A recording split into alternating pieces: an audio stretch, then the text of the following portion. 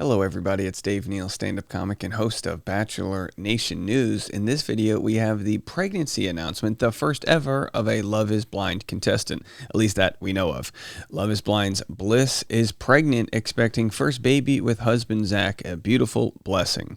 I'm excited to see them learn and explore the world, said Bliss, and welcomes her and Zack's first baby into the world. Now I'm going to share some photos, but also we have a video here from them reacting to the news of their pregnancy and a little bit more for you on this Thanksgiving Eve. I hope everyone's having a fantastic day. We will have a podcast today and tomorrow and Friday. Tomorrow's podcast will be a special Thanksgiving themed episode. It's going to be fantastic. I know you're going to be busy making your world famous cranberry sauce. Just take a moment and give us a check out for that one, because I'm telling you right now, you're not going to want to miss it. All right. Love is Blind's Bliss and Zack are closing out 2023 with some big news. They're having a baby. The couple who met and got married on season 4 of the Netflix hit are expecting their first baby together, and people can exclusively confirm. It's a little bit nerve-wracking, but I think it's also such a beautiful thing, Bliss tells people, of welcoming their first baby in spring 2024. Babies are miracles and blessings, and I think we've been so open to sharing our journey in our relationship with the world, and this is our next big, beautiful thing. I'm really happy, and I hope that it brings joy to other people. It's definitely brought us a ton of joy. And there they are with the ultrasound images, and she said, we planned this. We had actively been trying, but it was definitely a surprise. I'd felt a little queasy, and I took the test by myself because I wanted to surprise Zack whenever it was confirmed. I found out early in the morning while Zack was sleeping, and it was shocking. It was like, does that really say positive? What is happening? It was definitely probably one of the most surreal moments of my life.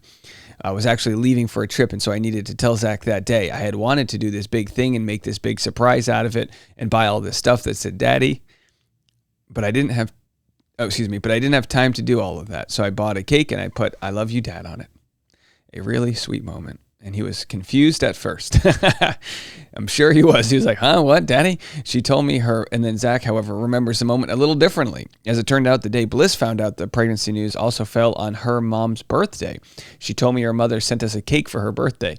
I believe that, right? That is actually something she would do. So Bliss is like, open up the cake. And I read it and it said, "I love you, Dad." And I'm like, what? Why is your mom calling me that? After getting past initial confusion and putting the pieces together, Bliss says she and Jack shared a really special moment.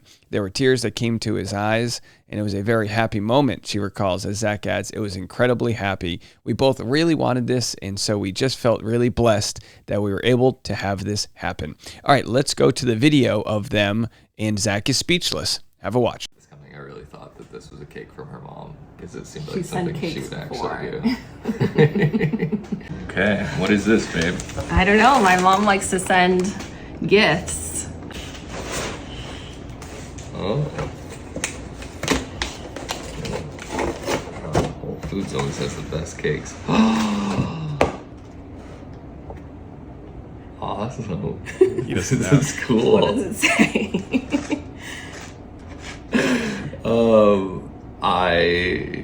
You read it. I love you, Dad. That's weird. Maybe this will explain why.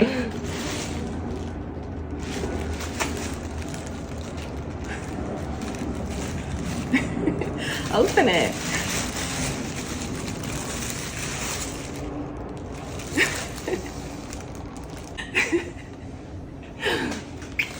Open it. I want you to see it. I'm so healthy, babe. Open it. Open it. Come on, open it.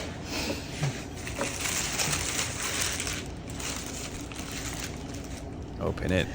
That's why I've been having all those insane dreams. Wow. Hold on.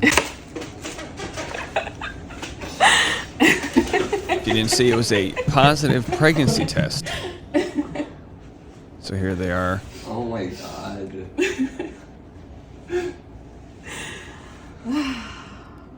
It's still like really like sinking in for me.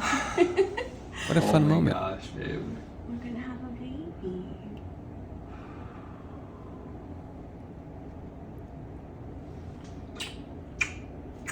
This is unreal. I know. It's like sinking in for me. Like I still feel like so surprised. By the way, give them a You subscribe. know, like it doesn't feel real, really. But I guess one of the big signs of like really it's having like really wild, intense dreams.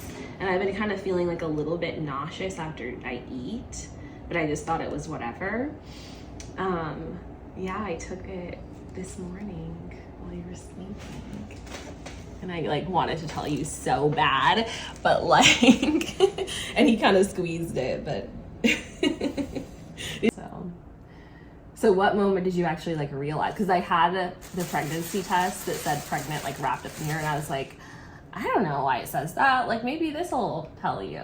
So when did you figure it out? The pregnancy test. What do you mean? Well, I mean, like what point? When I saw the word pregnant. Oh, so you saw it before you yeah, finished you're unwrapping you're it. like keep looking, and I could see that it said Oh, I pregnant didn't know on that. It's like, It's pretty crazy. I thought there was like a card in there that you were trying to get me to read or something. I'm real excited, baby. This is so cool. That's crazy. I know. Now I'm all nervous about you flying. No, don't be nervous. It's okay. Yeah, don't be nervous. Everything's gonna be fine. Pregnant women fly all the time. Oh my gosh. This is awesome. I love you,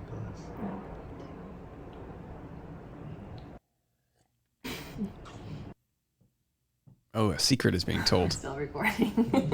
Watch my reaction videos. Oh, you filmed your...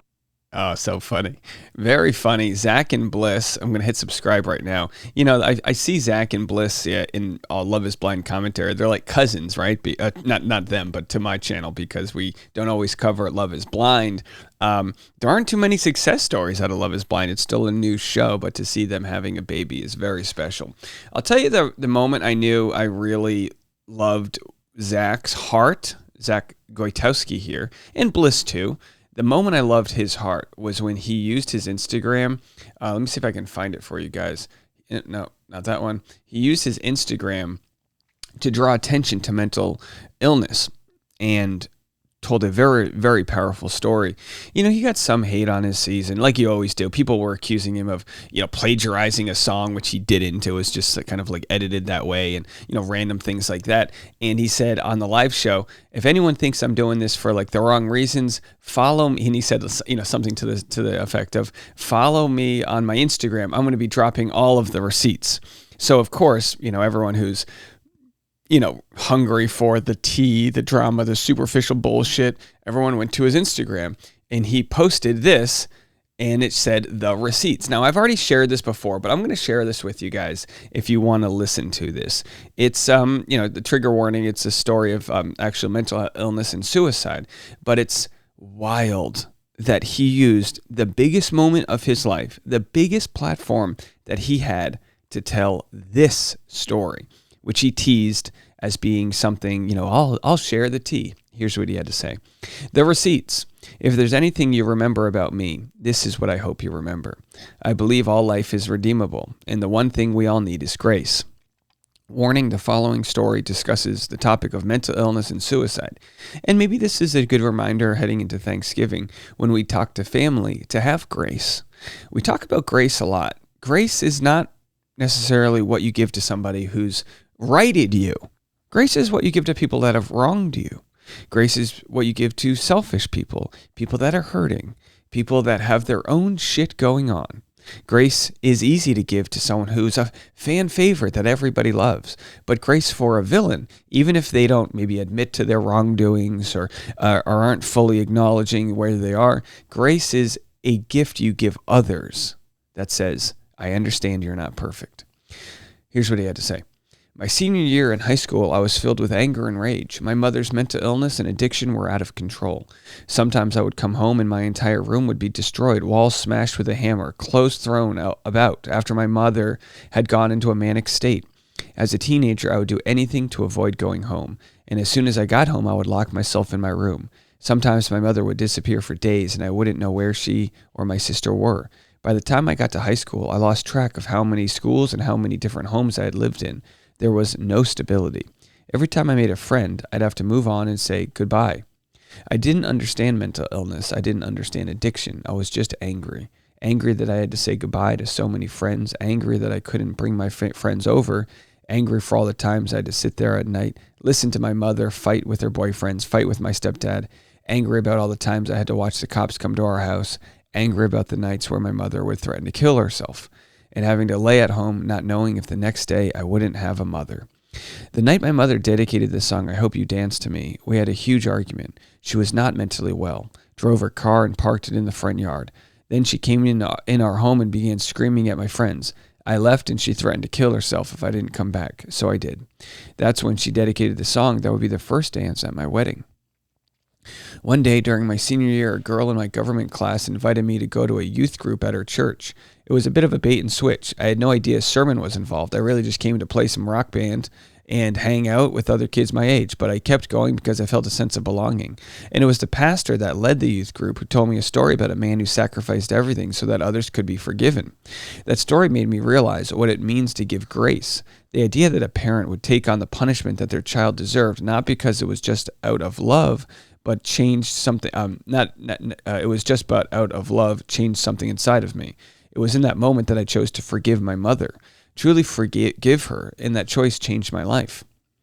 Fast forward 3 years, I'm entering my junior year in college. My mother had been committed several times and lost custody of my little sister. It was the end of the summer, and I had just left Portland volunteering at a homeless shelter.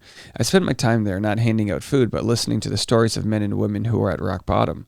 It was in listening to these stories that I realized something that shook me to my core.